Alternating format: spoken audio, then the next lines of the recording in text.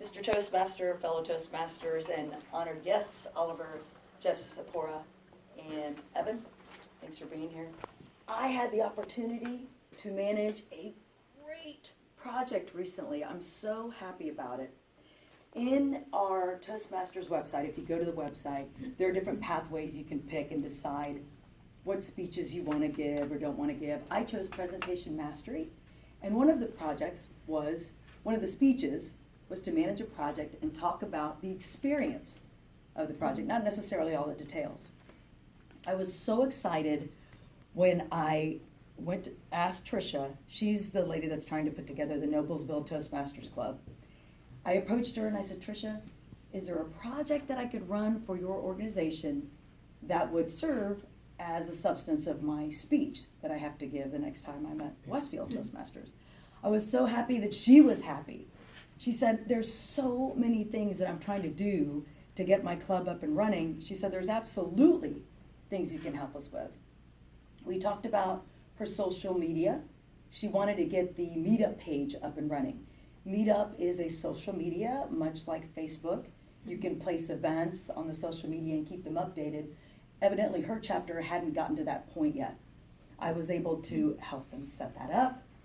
And as far as my experience, my favorite thing to do was to go visit the Noblesville Club. I love going to different Toastmasters groups. When I was there, they happened to be celebrating the Chinese New Year. And my favorite part of it was one of the ladies had brought candy, Chinese candy. So I kept eating candy throughout the entire meeting. But they had candy. Also, their table topics were about the Chinese New Year. That was a lot of fun as well. I absolutely love people. I love getting to know individuals. I love finding out why people join Toastmasters. What are they trying to do? Do they want to advance at work? Maybe they're lonely. Maybe they just want something to do on a Tuesday night that is it a good time right after dinner? Maybe they really do need to become better public speakers for their work or for an advancement that they're looking for at work. Again, I absolutely loved the project. The events I was able to put together for Tricia were very helpful to their club. Our district with Toastmasters they have built one main or one large district meetup group. What's happening now is all of the Toastmasters within our district are migrating towards that meetup group, but we don't just want to cancel our group and leave the people that are a part of our current meetup, we don't want to leave them hanging. So I was able to reach out to Heidi, and that was my aha moment. That was my epiphany. As a project manager, for those of you that have managed projects, the greatest moments are when you realize, I don't have to do this by myself. There are people that will help me do this.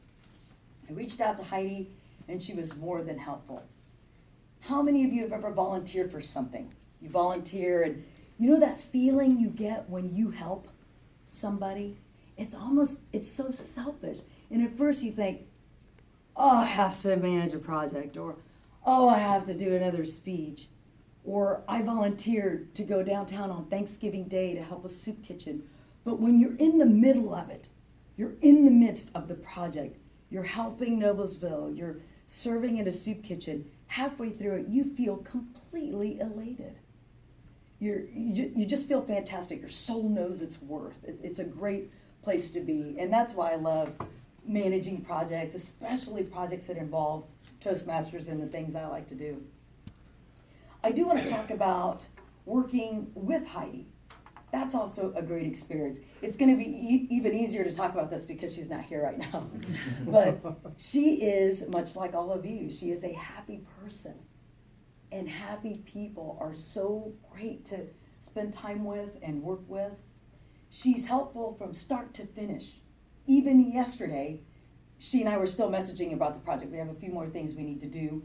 We're going to leave up the Westfield Toastmasters meetup until the end of the month. And I've already sent a message to all of our participants on that page before we get rid of our current meetup and move to the district meetup page.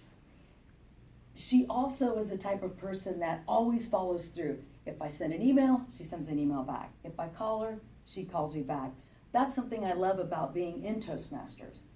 This is a great supportive community. We help each other through ahas and epiphanies of becoming better public speakers, managing projects.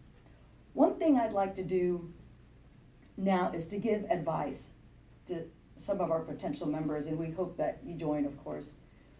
Some of my advice would be, and even to some of you already going through pathways, in my pathway there were electives. I got to pick this speech out of 5 that I could have chosen. What I didn't do was I didn't read all of the projects before picking the one I did. I thought, well, I've been a project manager for 28 years. I'm going to give this speech about managing a project.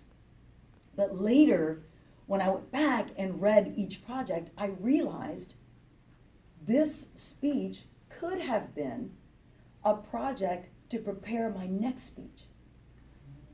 And my next speech is supposed to be 18 to 22 minutes long. I have plenty of preparation that needs to happen before that speech. My advice to anybody going through pathways, if your path allows you to pick one speech of 5, read all 5. Find out exactly what the speech is about, and then make your choice. Thank you, Mr. Toastmaster.